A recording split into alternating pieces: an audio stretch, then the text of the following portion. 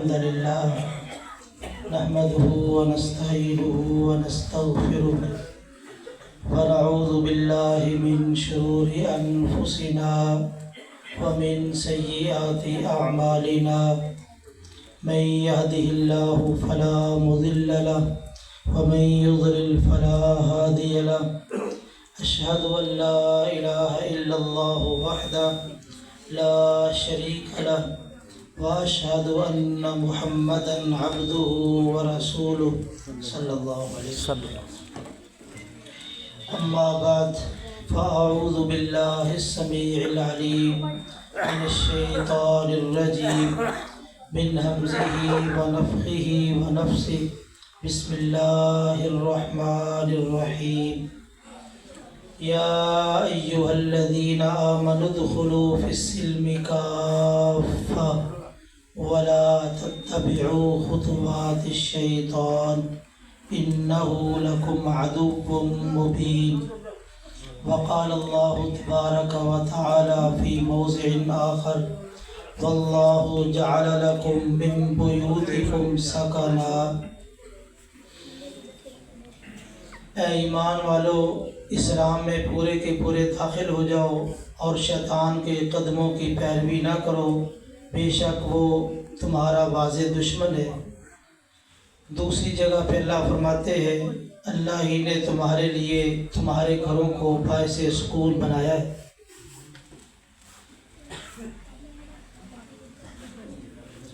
آج کا یہ پروگرام جو ہمارے فاضل بھائی حافظ اسامہ افضل پسروڑی صاحب اور ان کے رفقا نے منعقد کیا ہے، الحمدللہ بہت خوبصورتی کے ساتھ یہ پروگرام چل رہا ہے۔ مجھ سے قبل میرے فاضل بھائی مولانا عبدالرؤف ربانی صاحب بہت ہی خوبصورت انداز میں دین کی باتیں آپ کو سمجھا رہے تھے، اور میرے بعد بھی قاری انعام الحق فاروقی صاحب اور قاری حنیف ربانی صاحب انشاءاللہ بیانات فرمائیں گے۔ اللہ تعالیٰ علماء کرام کا آنا سنانا اور آپ احباب کا تشریف لانا اپنی بارگاہ میں قبول و منظور فرمائے، آمین۔ اور یہ سننے سنانے کے بعد اللہ عمل کی بھی توفیق نصیب فرمائے اور ہمارے لیے ذریعہ نجات بھی بنائے، آمین۔ آج دوسری مرتبہ آپ احباب کے سامنے حاضری کا موقع ملا ہے۔ ہمارے پروگرام کا عنوان ہے سیرت خاتم الانبیاء کانفرنس۔ تو میں چاہتا ہوں نبی کریم صلی اللہ علیہ وسلم کی سیرت کی روشنی میں ایک بہت بڑے مسئلے کو حل کر دوں، میرے اور آپ کے لیے وہ مسئلہ آسان ہو جائے اور خیر و برکت کا ذریعہ بن جائے۔ آج ہم جن حالات سے گزر رہے ہیں بلا شبہ کئی لوگ پریشان ہیں۔ اکثر لوگ یہ باتیں ذکر کرتے ہیں کہ میرے گھر میں خیر و برکت نہیں، بے سکونی ہے، بے برکتی ہے، مال کافی کماتے ہیں لیکن خرچ ہونے کا پتہ ہی نہیں چلتا، میرے گھر میں جادو ہے، ٹونا ہے، سایہ ہے، نظر بد ہے، یوں لگتا ہے کہ میرے گھر میں کسی نے کچھ کر دیا ہے۔ یہ عام طور پہ لوگ باتیں کرتے ہیں اور لوگ ان معاملات میں پریشان ہیں اور مختلف علماء کرام کو بلا کے دم وغیرہ کرواتے ہیں، علاج کرواتے ہیں۔ تو چونکہ یہ ہر گھر کا مسئلہ ہے، ہر آدمی کا مسئلہ ہے، تو ہم نبی کریم صلی اللہ علیہ وسلم کی سیرت سے کچھ چیزیں اس وقت جانتے ہیں، اگر ہم ان پر عمل کر لیں تو ہمارے گھر پرسکون ہو سکتے، ہمارے گھروں کی پریشانیاں نکل سکتی ہیں، ہمارے گھروں سے بیماریاں دور ہو سکتی ہیں۔ تو آج کی اس مجلس میں انشاءاللہ آپ کے سامنے نبی کریم صلی اللہ علیہ وسلم کی 6 سنتیں اور بالفاظ دیگر آپ کی سیرت میں سے 6 چیزیں آپ کے سامنے رکھنا چاہتا ہوں، جس سے میرے اور آپ کے گھر میں سکون آ سکتا ہے، خیر آ سکتی ہے، برکت آ سکتی ہے۔ سب سے پہلے تو یہ مسئلہ سمجھیں، اللہ تعالیٰ نے جسے اپنا گھر دے دیا ہے یہ اس کی بہت بڑی نعمت ہے۔ قرآن مجید میں جہاں اللہ تعالیٰ نے اپنی نعمتوں کا ذکر کیا، وہاں پہ اللہ تعالیٰ نے یہ بات بھی بطور نعمت ذکر کی ہے، وَاللَّهُ جَعَلَ لَكُم مِّن بُيُوتِكُمْ سَكَنًا، اللہ نے تمہارے لیے تمہارے گھروں کو باعث سکون بنایا ہے۔ یہ اللہ تعالیٰ کی بہت بڑی نعمت ہے کہ اللہ نے ہمیں اپنا گھر نصیب فرمایا ہے۔ نبی کریم صلی اللہ علیہ وسلم کا فرمان گرامی ہے، اربع من السعادہ، 4 چیزیں انسان کی سعادت مندی کی علامت ہے۔ المرأۃ الصالحہ، نیک بیوی جس انسان کو مل جائے سعادت مندی ہے، دنیا کے اندر ہی اس کے لیے جنت ہے، یہ بہت بڑی نعمت ہے۔ اور نیک بیوی تلاش کرنے سے، ڈھونڈنے سے عمومی طور پہ نہیں ملتی، نیک بیوی کے لیے دعا کی جاتی ہے۔ اور میں اگر یہ بات کہہ دوں تو مبالغہ نہ ہوگا، نیک بیوی کے لیے ہمارے نوجوان دعا کرتے ہی نہیں۔ ماں باپ اپنی اولاد کی بیویوں کے لیے یا اپنی بیٹیوں کے رشتے کے لیے نیک رشتوں کی دعا کم کرتے ہیں۔ یہ کہتے ہیں کہ مالدار ہو، اچھا گھرانہ ہو، اچھا خاندان ہو، لیکن نیکی کے حوالے سے ہماری دعا میں کوتاہی ہے۔ ہر نوجوان کو چاہیے کہ وہ اپنی دعا کے اندر یہ شامل کرے کہ اللہ مجھے نیک بیوی دے۔ ماں باپ کو چاہیے کہ بیٹوں کے لیے دعا کریں، یا اللہ ہمارے بیٹوں کو نیک بیویاں عطا فرما۔ بیٹیوں کے لیے دعا کریں، یا اللہ ہماری بیٹیوں کو نیک خامد عطا فرما۔ یہ نیکی آپ ابھی سن رہے تھے قاری عبدالرؤف ربانی صاحب سے کہ نیکی کے اندر خیر و برکت ہے، نیکی کے اندر رحمت ہے، تو ہم اس کے لیے دعا کریں، اللہ سے مانگیں گے تو اللہ عطا کریں گے۔ المرأۃ الصالحہ، نیک بیوی اللہ تعالیٰ کی نعمتوں میں سے ایک بہت بڑی نعمت ہے اور انسان کی سعادت مندی کی علامت ہے۔ اگر بیوی بری ہو تو انسان کے لیے جینا حرام ہو جاتا ہے، گھر میں پریشانی ہے، ہر وقت لڑائی جھگڑا ہے، فتنہ فساد ہے، بلکہ ہر وقت کوڑ دیتی ہے، صحیح بات بھی الٹی معلوم ہوتی ہے۔ تو اس لیے نیک بیوی جس کو مل جائے یہ اس کی سعادت مندی ہے۔ اللہ تعالیٰ جن کو بیویاں دی ہیں ان کو نیک بنا دے، جن کو نہیں دی اللہ ان کو نیک بیویاں عطا فرمائے۔ دوسرے نمبر پہ والمسکن الواسع، کھلا گھر اللہ جس بندے کو عطا کر دے یہ بھی اللہ کا انعام ہے۔ تنگ گھروں میں شہروں میں لوگ رہتے ہیں، 1 مرلے کا مکان ہے، 1.25 مرلے کا مکان ہے، 1.5 مرلے کا مکان ہے، زندگی اجیرن ہے، پریشان ہے، کوئی مہمان آ جائے مہمان کو اندر بیٹھاتے خود باہر ہو جاتے۔ تنگ گھر یہ بندے کے لیے بڑی مصیبت ہے۔ کھلا گھر اللہ کسی کو دے دے تو یہ انسان کی سعادت مندی کی علامت ہے۔ اور تیسری بات والجار الصالح، اچھا پڑوسی، نیک پڑوسی کسی بندے کو مل جائے یہ بھی اللہ کا انعام ہے، یہ بھی سعادت مندی ہے۔ پڑوسی برا ہو تو آدمی کے لیے جینا حرام ہو جاتا ہے۔ لوگ پڑوسیوں کی پریشانیوں کی وجہ سے مکان بیچ دیتے ہیں، اور تو اور مسجد کا پڑوسی برا ہو تو مسجد کے سارے نمازی پریشان ہوتے ہیں، یہ بھی بہت بڑی مصیبت ہے۔ عربی کا ایک مقولہ ہے قدم الجار قبل الدار، آپ نے گھر خریدنا ہے، گھر بنانا ہے تو پہلے پڑوسی کے بارے میں جانیں۔ اگر پڑوسی کی شہرت اچھی ہے، اس کی لوگ تعریف کرتے ہیں تو آپ اپنا گھر بنا لیں، گھر خرید لیں۔ اگر پڑوسی کی شہرت اچھی نہیں ہے تو گھر نہ بنائیں، پریشان ہوں گے۔ تو اس لیے کسی انسان کو اچھا پڑوسی مل جائے جو دین میں اس کا معاون مددگار ہو، دنیا کے امور میں اس کا معاون اور مددگار ہو، تو یہ بھی انسان کی سعادت مندی کی علامت ہے۔ اور چوتھی چیز والمرکب الحنی، کسی بندے کو اچھی سواری مل جائے. پہلے سواریاں ہوتی تھی اونٹ، گھوڑا، خچر، گدھا، لوگ ان پہ سفر کرتے تھے. کئی جانور اڑیل ہوتے تھے، یہ بزرگ جانتے ہوں گے جن کا جانوروں سے تعلق ہے. کئی جانور بڑے اڑیل ہوتے تھے، تنگ کرتے تھے، مالک بڑا پریشان ہوتا تھا. تو والمرکب الحنی، اچھی سواری جو اڑیل نہ ہو، پریشان نہ کرے.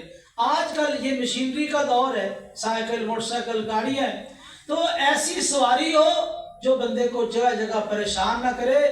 عام لفظوں میں یہ سمجھے جسے دھکا نہ لگانا پڑے. تو اچھی سواری یہ بھی انسان کی سعادت مندی کی علامت ہے. تو یہ چار چیزیں سعادت مندی کی علامت ہے. ان میں سے ایک والمسکن الواسع،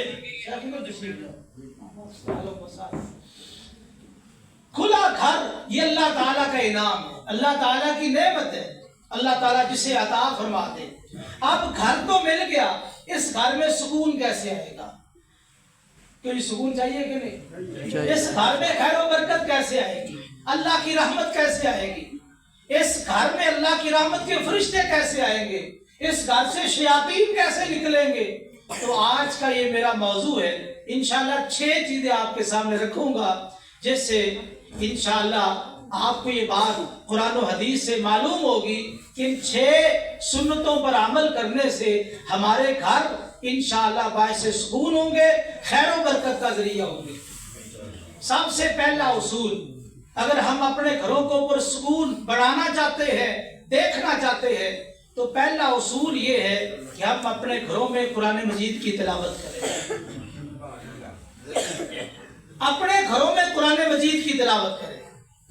قرآن مجید کے بارے میں ہمارا یہ ایمان ہے، ہمارا یہ عقیدہ ہے، یہ اللہ کا کلام ہے. اللہ نے یہ کہا ہے، اس روئے زمین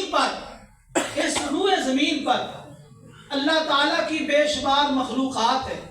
یہ ساری مخلوقات ہے، لیکن جو اللہ کا کلام قرآن مجید ہے، یہ اللہ کی مخلوق نہیں ہے بلکہ خالق کا کلام، اللہ کی صفت ہے. یہی وجہ ہے فقہا نے، قاری انعام اللہ صاحب تشریف لائے، انعام الحق صاحب، اللہ تعالیٰ ان کی زندگی میں، ان کے علم میں، ان کی خطابت میں برکت فرمائے. اللہ تعالیٰ ان سے مزید اپنے دین کا کام لے. آمین. جی ہم کیا بات کر رہے تھے؟ گھر کے سکون کی. قرآن مجید اللہ کا کلام ہے. اس کائنات میں ہر چیز اللہ کی مخلوق ہے، قرآن اللہ کی صفت مخلوق نہیں ہے.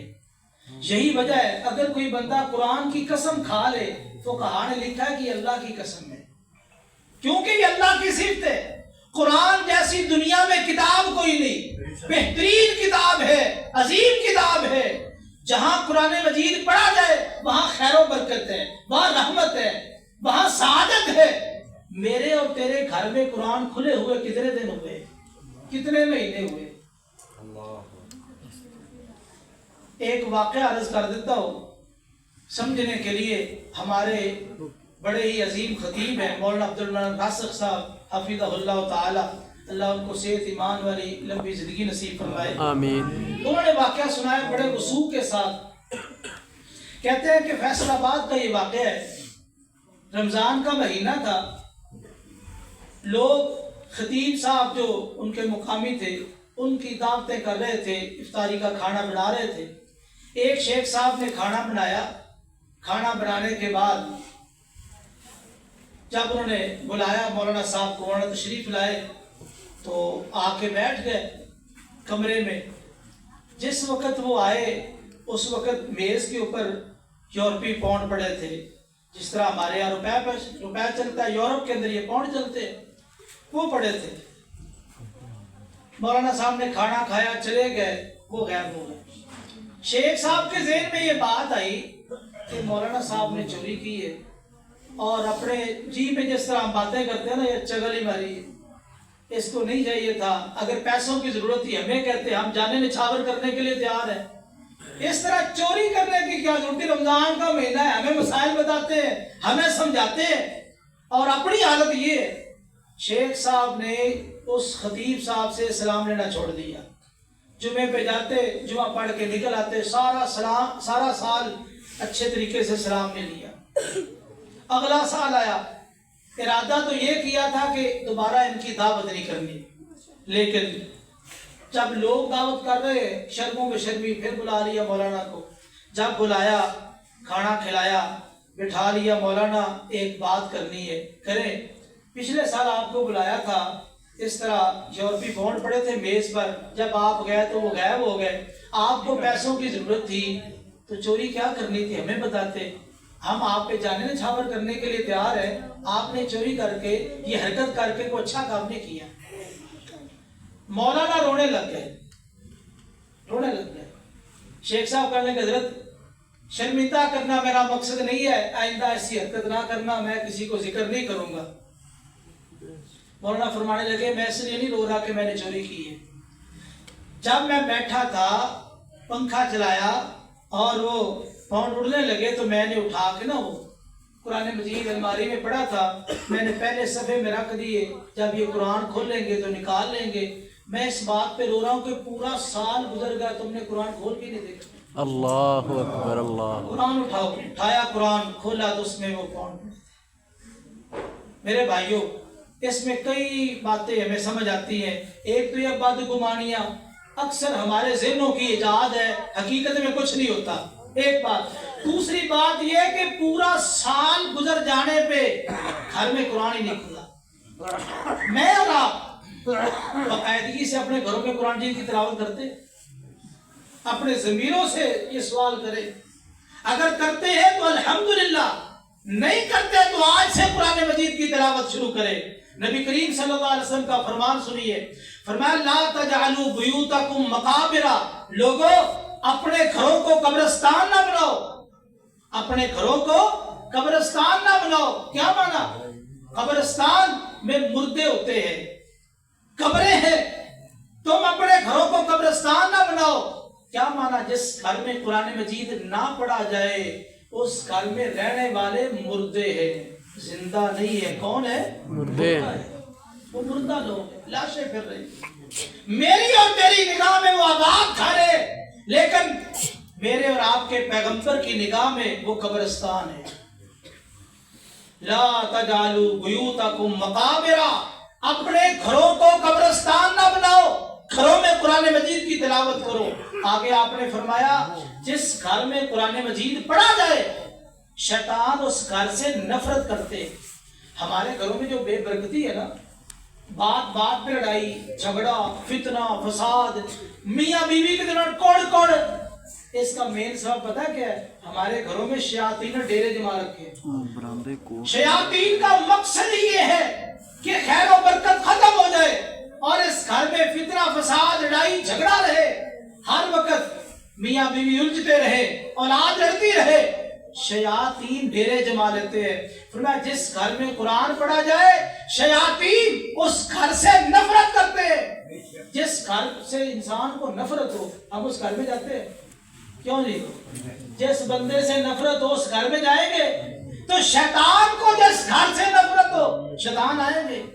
جب شیطان نہیں آئیں گے تو کون آئیں گے؟ اللہ کے فرشتے آئیں گے, رحمت کے فرشتے آئیں گے. دلیل کیا ہے؟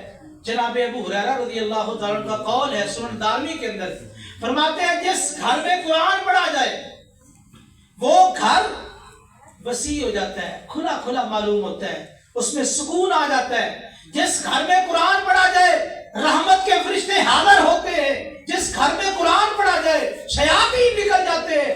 جس گھر میں قرآن پڑھا جائے وہاں خیر و برکت کی کثرت ہو جاتی ہے, اور جس گھر میں قرآن نہ پڑھا جائے وہاں شیاطین آ جاتے ہیں, فرشتے چلے جاتے ہیں, گھر تنگ ہو جاتا ہے, خیر و برکت آہستہ آہستہ ختم ہونے لگ جاتی ہے. تو میرے بھائیوں, ہم چاہتے ہیں کہ ہمارے گھروں میں اللہ کی رحمت آئے, برکتیں آئیں, ہمارے گھر میں سکون ہو, تو پھر ہمیں گھروں میں قرآن مجید کی تلاوت کرنی پڑے گی. صحیح مسلم کے اندر حدیث ہے, نبی کریم صلی اللہ علیہ وسلم کے ایک صحابی اسید بن حضیر, رات کا وقت ہے رضی اللہ تعالیٰ, رات کا وقت ہے, اپنے گھر میں قرآن مجید کی تلاوت کر رہے. قریب ان کا بیٹا یحییٰ لیٹا ہے, آگے ان کا گھوڑا بندھا ہوا ہے. اچانک گھوڑے نے بندکنا شروع کر دیا. یہ پریشان ہوئے کہیں میرے بیٹے کو تکلیف نہ دے, پاؤں نہ مار دے. تلاوت روک دی، گھوڑا پرسکون ہو گیا، تلاوت پھر شروع کی، گھوڑے نے پھر بلگنا شروع کیا، 2-3 دفعہ ایسا ہوا تلاوت روک کے اچانک آسمان کی طرف نظر اٹھائی تو اس طرح روشن قندیل آسمان کی طرف چڑھ رہی ہے۔ بڑے حیران ہوئی، یہ کیا ہے؟ صبح نبی کریم صلی اللہ علیہ وسلم کو بتایا کہ حضرت رات یہ واقعہ پیش آیا ہے۔ نبی کریم صلی اللہ علیہ وسلم نے فرمایا اسید تو قرآن مجید کی تلاوت جاری رکھتا، تلک السکینۃ تنزلت للقرآن، یہ آسمان سے تیرے قرآن پڑھنے کی وجہ سے سکینت نازل ہوئی تھی۔ آسمان سے سکینت نازل ہو رہی ہے صحابی کے گھر میں، کس بنا پہ؟ قرآن پڑھنے کی وجہ سے۔ وہ قرآن میرے اور تیرے گھر میں آج موجود ہے لیکن پڑھنے والے قلیل ہیں۔ میرے بھائیوں، اس لیے قرآن مجید کی تلاوت اپنے گھروں میں کرو، انشاءاللہ اللہ کی رحمتوں کا نزول ہوگا۔ بے شک بے شک۔ اور زیادہ نہیں، ایک آیت ہی پڑھ لو، ایک آیت ہی روزانہ پڑھ لو، ایک آیت کو ہی سمجھ لو۔ قرآن مجید کی ایک آیت کو سمجھ لینا، پتہ ہے اس کی کیا فضیلت ہے؟ نبی کریم صلی اللہ علیہ وسلم نے فرمایا تم میں سے کون ہے جب بطحا یا عقیق وادی کی طرف جائے اور اس کے بغیر گناہ کے، بغیر چوری کے، بغیر قطع رحمی کے 10 ماہ کی حاملہ اونٹنی مل جائے؟ صحابہ نے کہا سارے پسند کرتے ہیں۔ فرمایا جو بندہ مسجد میں آ کے قرآن مجید کی ایک آیت پڑھ دے، ایک آیت پڑھ دے، 10 ماہ کی حاملہ اونٹنی سے بہتر ہے۔ میں اس کی سادہ انداز میں وضاحت کر دیتا ہوں۔ ایک 10 ماہ کی حاملہ اونٹنی کم و بیش 5 لاکھ کی ہے۔ ایک بندہ 5 لاکھ روپے صدقہ کرے، دوسرا بندہ قرآن مجید کی ایک آیت سیکھ لے یا سکھا دے، تو حدیث کی روشنی میں کہہ رہا ہوں قرآن مجید کی ایک آیت سیکھنے والا، سکھانے والا، اس کے نامہ اعمال میں اجر و ثواب زیادہ لکھا جائے گا۔ سبحان اللہ، ماشاء اللہ۔ 5 لاکھ کمانے میں کتنی محنت ہے، ایک آیت سیکھنے سکھانے میں کتنی محنت ہے۔ تو میرے بھائیوں، اس لیے اپنے گھروں میں آپ نہیں پڑھ سکتے، بچوں کو کہہ دیں گھروں میں ترجمے والے قرآن ہوں گے، تفسیر والے۔ جہیز میں ہم بیٹیوں کو قرآن تو دیتے ہیں لیکن وہ برکت کے لیے، وہ بھی 8ویں 10ویں دن صاف کر کے رکھ دیتی ہے، بس یہ برکت کے لیے ہے، اور وہ پڑھنے کے لیے تھا۔ بیٹا اس کو پڑھنا، جب پریشانی ہو جائے اس قرآن کو پڑھنا، مسائل حل ہوں گے، پریشانیاں ختم ہوں گی۔ اس لیے میرے بھائیوں، میرے اور تیرے گھر میں، ہر گھر میں قرآن مجید موجود ہے، تو ہم اس کی تلاوت ہی نہیں کر رہے۔ باقاعدہ ہر گھر کے اندر قرآن مجید کھلنا چاہیے، اس کی تلاوت ہونی چاہیے، پھر دیکھیے اللہ کی رحمتیں اور برکتیں کیسے نازل ہوتی ہیں۔ دوسرا اصول، اگر ہم اپنے گھروں کو پرسکون بڑھانا چاہتے ہیں، ہم نفلی نماز اپنے گھروں میں پڑھیں۔ نفلی نماز کہاں پڑھے؟ اپنے گھروں میں، کیونکہ جس مقام پہ نماز پڑھی جائے وہاں اللہ کی رحمت نازل ہوتی ہے۔ مسجد میں آتا ہے سکون نصیب ہوتا ہے۔ کیوں سکون ہوتا ہے؟ یا نماز پڑھی جاتی ہے۔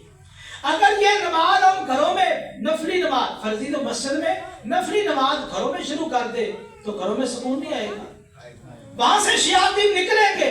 جہاں جس گھر میں نماز نہیں ہوتی وہاں شیاطین کے ڈیرے ہوتے ہیں۔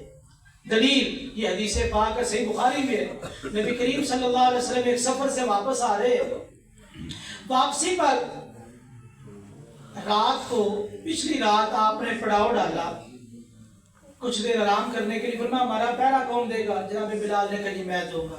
ٹھیک ہے جی، نماز کے لیے جگا دینا۔ آپ بھی سو گئے، صحابہ بھی سو گئے۔ جناب بلال رضی اللہ تعالیٰ نے وضو کیا، تھوڑی دیر نماز پڑھی، تو اس طرح پلان کے ساتھ ٹیک لگا کے بیٹھ گئے جدھر سے سورج فجر طلوع ہونی تھی، کہ جب جیسے ہی فجر طلوع ہوگی تو میں اٹھ کے اذان پڑھ دوں گا۔ نیند غالب آ گئی، جناب بلال بھی سو گئے، سورج کی کرنوں نے جگایا۔ یہاں یہ مسئلہ بھی سمجھ رہے، کئی مولوی صاحب یہ بیان کرتے ہیں ایک دن حضرت بلال نے اذان نہیں پڑھی تو سورج ہی نہیں چڑھا۔ یہ کئی مولوی بیان کرتے ہیں، یہ جھوٹ ہے، سفید جھوٹ ہے۔ جناب بلال رضی اللہ تعالیٰ نے بھی سو گئے، صحابہ سوئے رہے، نبی پاک سوئے رہے، سورج کی کرنوں نے سب کو جگایا۔ جب نبی پاک بیدار ہوئے تو صحابہ بڑے پریشان۔ آپ نے فرمایا پریشان ہونے کی ضرورت نہیں، مجرم وہ ہے جو بیدار ہو، نماز کا وقت چلا جائے، جو سویا ہے جب بیدار ہوگا نماز کا وہی وقت ہے۔ ایسے کرو، یہاں سے نکلو، ہم اگلی وادی میں جا کے نماز پڑھیں گے۔ यहाँ क्यों नहीं? फरमाया यहाँ शैतान का गलबा है। यहाँ क्या है? शैतान के गलबे की वजह से हुजूर नमाज नहीं पढ़ सके, सहाबा नमाज नहीं पढ़ सके। साबित हुआ जहां पे नमाज नहीं है, जिस घर में नमाज नहीं है, वहां शैतान का गलबा है। जहां नमाज पढ़ी जाएगी वहां फरिश्तों का गलबा होगा, शयातीन निकल जाएंगे। और जब घरों से शैतान निकलेंगे तो रहमत आएगी, बरकत आएगी, खैर आएगी और रब की रहमत के फरिश्ते नाज़िल होंगे। इसलिए मेरे भाइयों, नफली नमाज घरों में पढ़ो। नबी करीम सल्लल्लाहु अलैहि वसल्लम फजर की सुनते कहाँ पढ़ते थे? घर में। बोलो बोलो, घर में। ये पंजाबी खुतबा जो बयान करते हो उसको तो आप बड़े जोर शोर से बोलते हैं। हमारे जैसा कोई देसी बंदा बात करे तो आप बोलने के लिए तैयार ही नहीं है। नबी पाक फजर की सुनते कहाँ पढ़ते थे? घर में। जोर की सुनते कहाँ पढ़ते थे? घर में। और मगरिब की सुनते कहाँ पढ़ते थे? घर में। इशा की सुनते कहाँ पढ़ते थे? तहज्जुद कहाँ पढ़ते थे? घर में। घर में। तो खैर बरकत आपके घर में थी कि नहीं? बेशक। क्या ख्याल? ये खैर और बरकत हुजूर की जात भी बायस बरकत, इसमें कोई शक नहीं। लेकिन ये भी तो आपका अमल है, हुजूर की सुन्नत है। आप घर में कुरान भी पढ़ते, दूसरी सुन्नत नफली नमाज घर में पढ़ते।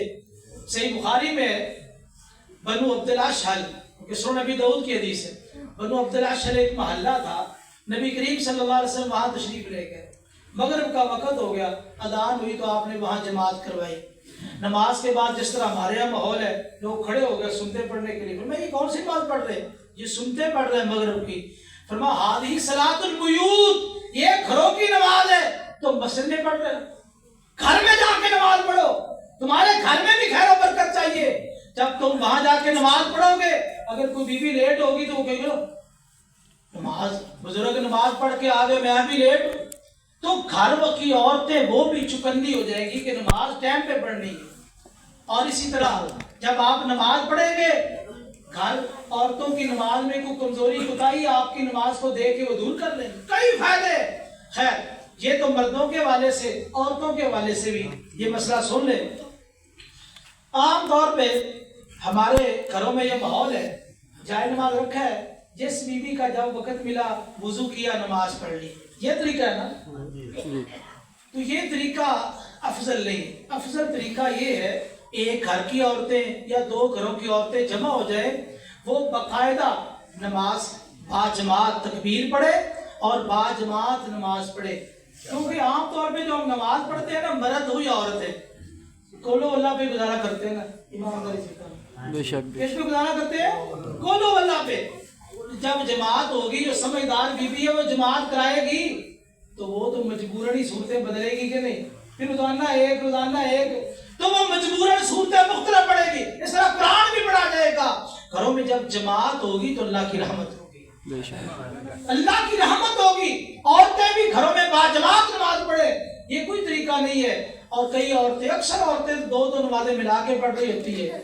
जब वक्त हो गया, औरतें घरों में बाजमात नमाज पढ़े।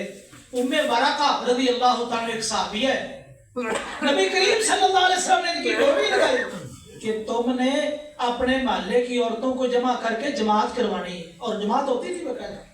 तो इसलिए मेरे भाइयों, औरतों को भी चाहिए घरों में वो बाजमात नमाज पढ़े। अगर मस्जिद के करीब है, मस्जिद में आ सकती है, मस्जिद में जमात के साथ शामिल हो जाएं। और मर्द हज़रात नफली नमाज का घरों में इत्मीनान करो। ये दो उसूल हमारे घर पर सुकून बन सकते हैं अगर हम घरों में कुरान पढ़े। हमारे घर पर सुकून बन सकते हैं अगर हम नफली नमाज घरों में पढ़े। तीसरा उसूल बहुत ही आसान, अगर हम अपने घरों को पुरसुकून बनाना चाहते हैं तो बड़ा ही प्यारा उसूल, जब घर में दाखिल होना है तो क्या पढ़ना है? बिस्मिल्लाह। क्या पढ़ना है? बिस्मिल्लाह। बिस्मिल्लाह, अल्लाह का नाम लेना। ये बिस्मिल्लाह शायद मेरे और तेरे नजरिए के मुताबिक एक छोटा सा जुमला है, छोटा सा कलम बिस्मिल्लाह, लेकिन अल्लाह का नाम है। इस कायनात में जितनी भी बरकत है, जितनी रहमत है, जितनी खैर है, वो अल्लाह के नाम से, अल्लाह के नाम से है। अल्लाह के नाम में बड़ी बरकत है। चलो इस पे एक दो हवाले मैं आपको देता हूँ कि आपको पता चले कि अल्लाह के नाम में बरकत कितनी है। पहली वही नबी पाक सल्लल्लाहु अलैहि वसल्लम पे कहाँ आई है? गारे बोलो, गारे गारे हिरा में।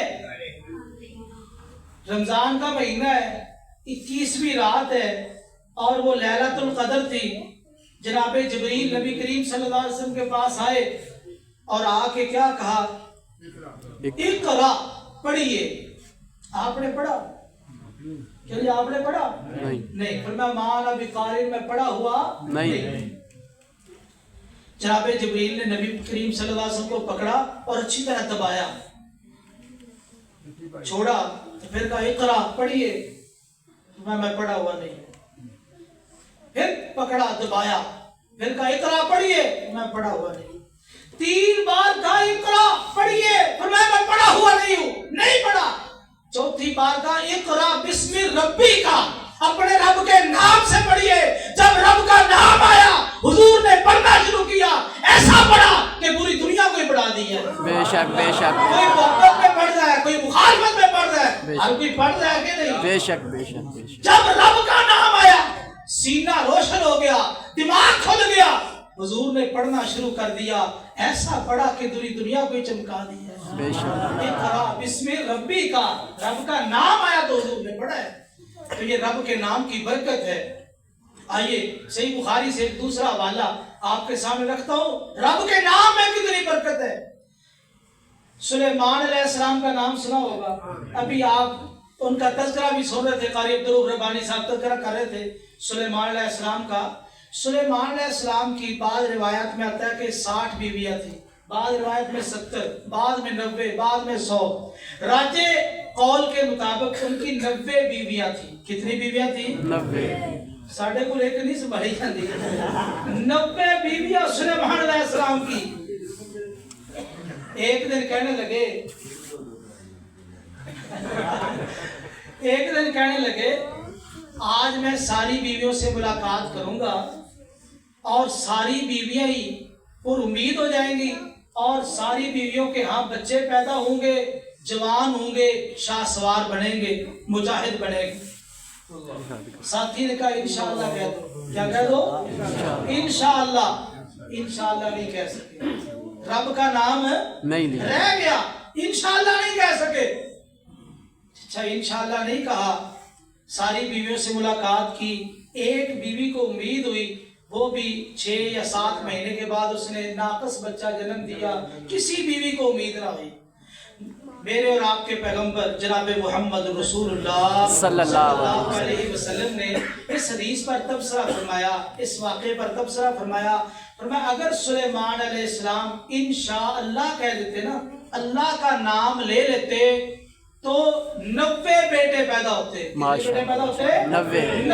बेटे पैदा होते, जवान होते, शाहसवार बनते, मुजाहिद बनते। अगर अल्लाह का नाम आता, अल्लाह का नाम नहीं आया तो औलाद से मालूम रहे। अल्लाह के नाम में कितनी बरकत है। आज भी अगर औलाद नहीं हो रही ना तो हम भी सोचे शायद अल्लाह का नाम रह गया, शायद अल्लाह का नाम रह गया। और एक बड़ा अजीब नुक्ता इस हवाले से और इस्तदलाल नबी करीम सल्लल्लाहु अलैहि वसल्लम का फरमान सही बुखारी की हदीस है। मियाँ बीवी जब मुलाकात करते हैं तो एक दुआ हुजूर ने सिखाई है, बिस्मिल्लाहि अल्लाहुम्मा जन्निबना शैताना व जन्निबिश शैताना मा रज़क़तना। अल्लाह के नाम के साथ ऐ अल्लाह शैतान को हमसे दूर रखना और इस मुलाकात के नतीजे में तो जो हमें बेटी बेटा दे उसे भी शैतान से महफूज रखना। यहाँ बिस्मिल्लाह अल्लाह का नाम आया ना, इसकी बरकत सुनिए। नबी करीम सल्लल्लाहु अलैहि वसल्लम ने फरमाया, ये मियाँ बीवी ने दुआ पढ़ ली है, मुलाकात की है, अगर इस मुलाकात के नतीजे में बेटी बेटा पैदा हो गया, हदीस के लफ्ज़ है लम यज़ुर्रहु शैतान अबदा, जिंदगी भर शैतान इस बच्चे को नुकसान नहीं पहुंचा सकता। सुभान अल्लाह, सुभान अल्लाह। सही बुखारी की हदीस। सारी जिंदगी शैतान इस बच्चे को नुकसान नहीं पहुंचा सकेगा। इसकी मजीद वजाहत मैं करना चाहता हूँ। नुकसान से क्या मुराद है? माशाअल्लाह जी, शेर रब्बानी खाली मेहरबानी साहब तशरीफ लाए। अहलन व सहला, मरहबा। नाराए तकबीर, शान मुस्तफा, शान मुस्तफा।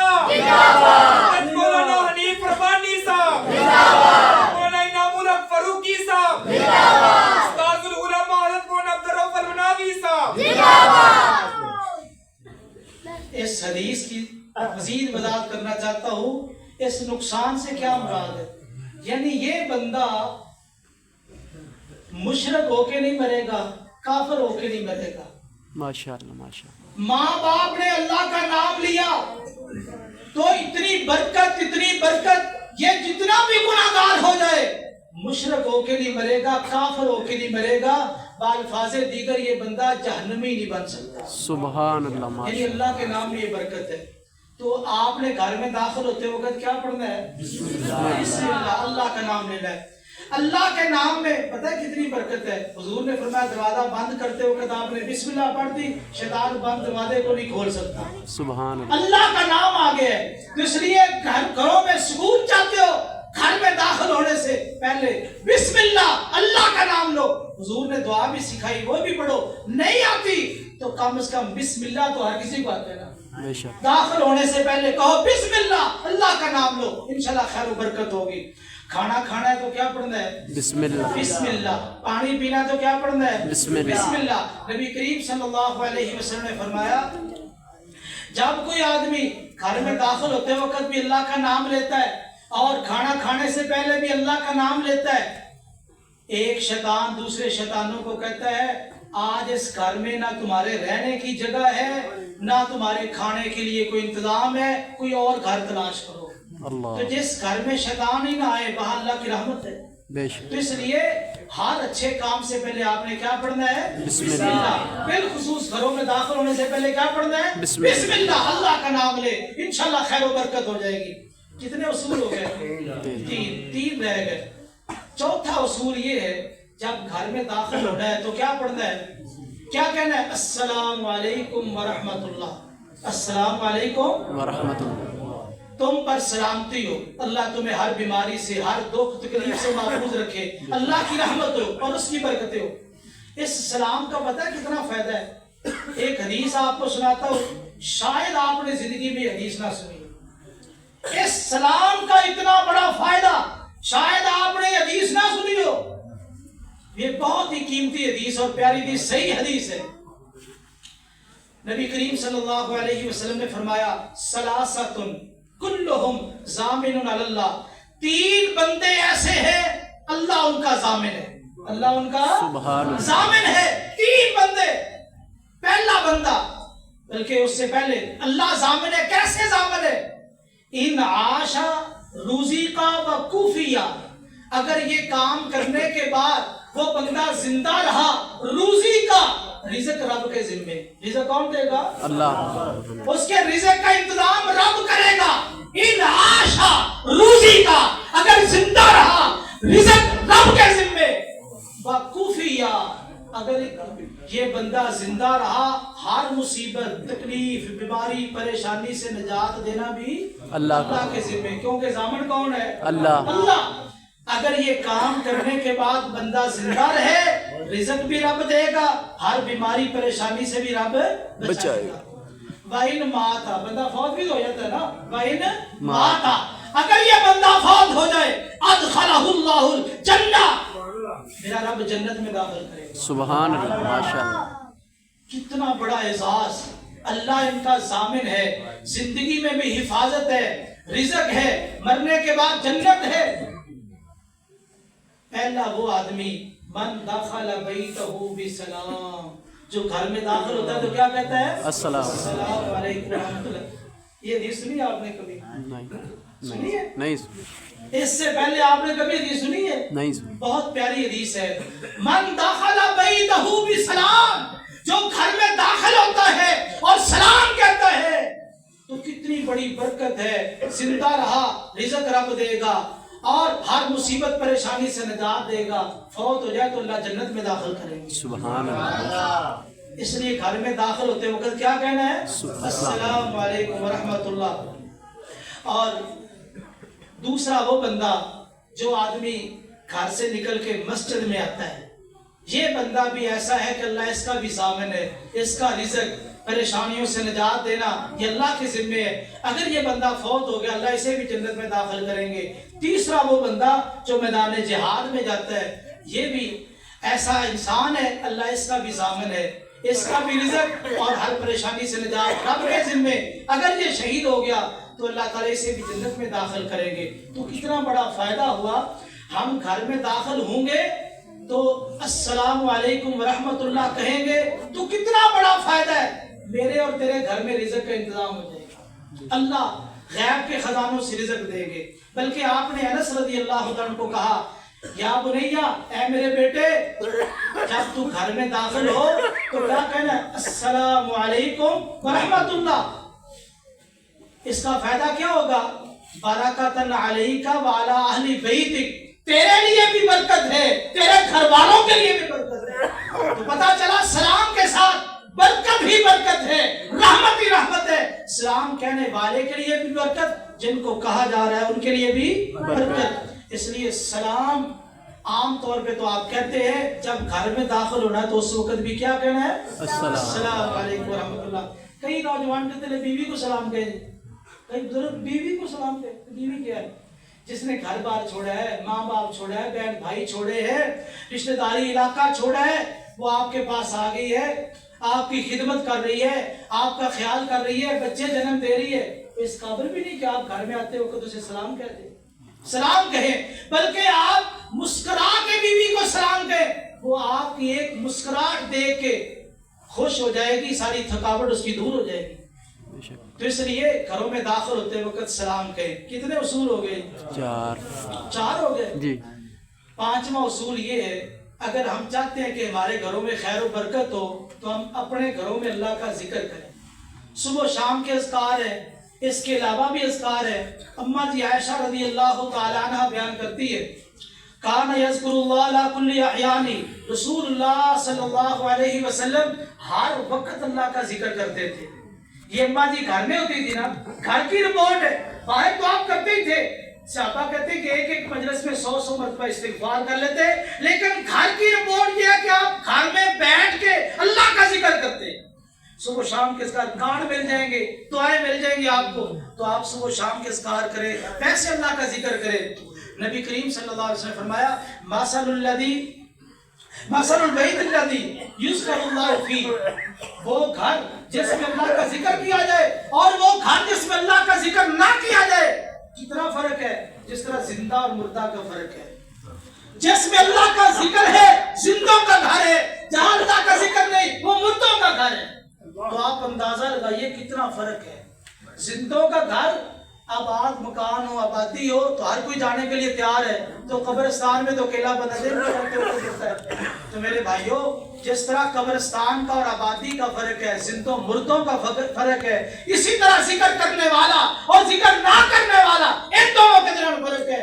اپنے گھروں میں اللہ کا ذکر کرو, سبحان اللہ, الحمدللہ, اللہ اکبر, لا الہ الا اللہ, یہ کلمات اپنے گھروں میں پڑھو. کتنے قیمتی کلمات ہیں. نبی پاک نے فرمایا سورج نکلتا ہے کتنی چیزیں روشن ہوتی ہیں, جس جس چیز پر بھی سورج کی روشنی پڑتی ہے تمام چیزوں سے یہ 4 کلمے بہتر ہیں. سبحان اللہ, 4 کلمے بہتر ہیں. اور یہ 4 کلمے وہ ہیں جناب ابراہیم علیہ السلام نے معراج کی رات کہا تھا اپنی امت کو جا کے میرا سلام کہنا اور ساتھ ایک پیغام دینا. پیغام کیا ہے؟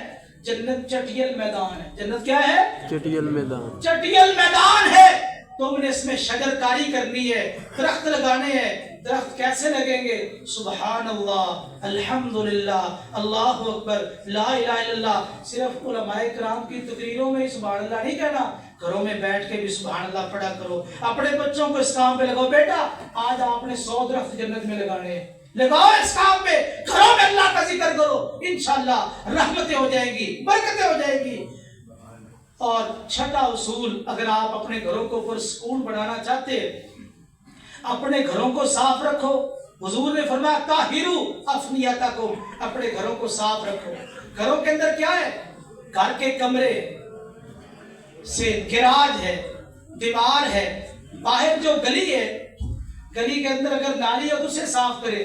آدھی گلی تک یہ فناؤن اس کو کہتے ہیں, کمرے اور اسی طرح گراج جو آگے اندر دروازے کے اندر آ کے سین ہے, اس کو شہروں میں گراج کہتے ہیں, یہاں کو سین ہوتا ہے تھوڑا سا. اور اسی طرح وہ سامنے والی دیوار اور اسی طرح باہر آدھی گلی جو آپ کا حق ہے آپ اس کو صاف ستھرا رکھیں. بالخصوص گھروں میں واش روم وہ صاف رکھے اور بچوں کو صاف ستھرا رکھے. کئی عورتیں تیرے بچے کتنے جی 8-10 ہے جی تو یہ پتہ ہی نہیں کہ سنبھالنے بھی ہے کہ نہیں. کوئی پھر رہا ہے کسی کی قمیض نہیں ہے کسی کی شلوار نہیں ہے. بچوں کو سنبھالنا چاہیے صاف ستھرا رکھنا چاہیے. تو میرے بھائیو نبی کریم صلی اللہ علیہ وسلم کا فرمان ہے بالخصوص واش روم ان کو صاف رکھے. آپ نے فرمایا یہ جو واش روم ہے نا یہ شیاطین کے حاضر ہونے کی جگہ ہے. یہاں شیاطین آتے ہیں اس لیے خود بھی اور اپنے بچوں کو بھی یہ تعلیم دو جب بھی واش روم میں جانا ہے دعا پڑھنی ہے. کیا دعا ہے؟ اللہم انی اعوذ بک من الخبث والخبائث. اے اللہ بے شک میں تیری پناہ چاہتا ہوں خبیث جنوں سے اور خبیث جننیوں سے. اے اللہ تو مجھے بچا لے. یہ بچوں کو بھی تعلیم دے خود بھی اور واش روموں کو صاف رکھے کیونکہ شیاطین گندگی پسند ہے. جہاں گندگی ہوتی ہے نجاست ہوتی ہے وہاں شیاطین آتے ہیں. اور فرشتے صفائی پسند ہے اس لیے صاف ستھرے رہے گھروں کو صاف ستھرا رکھے. اور شیاطین جب آپ گھروں کو صاف ستھرا رکھیں گے انشاءاللہ نکل جائیں گے. اور پھر دعاؤں کا اہتمام کرے بالخصوص اللہم انی اعوذ بک من الخبث والخبائث. تو یہ 6 اصول جو میں نے آپ کے سامنے رکھے اگر ہم ان پر عمل کر لیں تو ہمارے گھر پر سکون ہو سکتے ہیں. میں دوبارہ دہرا دیتا ہوں تاکہ آپ کو یاد ہو جائے. سب سے پہلا اصول کیا تھا؟ قرآن پاک گھروں میں قرآن مجید کی تلاوت کرو. دوسرا اصول کیا تھا؟ نماز گھروں میں نماز پڑھو. تیسرا اصول کیا ہے؟ بولو بولو. اسلام کو جب گھر میں داخل ہونا ہے تو داخل ہونے سے پہلے بسم اللہ پڑھنا ہے. اور چوتھا اصول کیا ہے؟ السلام علیکم. جب گھر میں داخل ہونا تو کیا کہنا ہے؟ السلام علیکم ورحمۃ اللہ. اور 5واں اصول کیا ہے؟ اللہ کا ذکر کرنا. اپنے گھروں میں اللہ کا ذکر کرنا ہے. 6واں اصول کیا ہے؟ صفائی. اپنے گھروں کو صاف ستھرا رکھنا ہے. اگر یہ نبی پاک کی 6 سنتیں بھی ہیں اگر ہم ان پر عمل کر لیں ہمارے گھر کو سکون ہو جائیں گے. اور اگر یہ 6 چیزیں ہماری زندگی سے نکل گئی تو ہمارے گھر بے سکون ہو جائیں گے بے برکتی آئے گی پھر اللہ تعالیٰ کی وہاں ناراضگی ہوگی. مجھے امید ہے کہ آپ کو یہ 6 اصول یاد ہو گئے اور آپ اس پر عمل کریں گے. ماں بہنوں سے بھی میری گزارش ہے کہ آپ بھی ان اصولوں کو اچھی طرح ذہن نشین کریں اور ان پر عمل کریں تو انشاءاللہ اللہ تعالیٰ کی رحمت سے اللہ تعالیٰ کے فضل سے ہمارے گھر پر سکون ہو جائیں گے.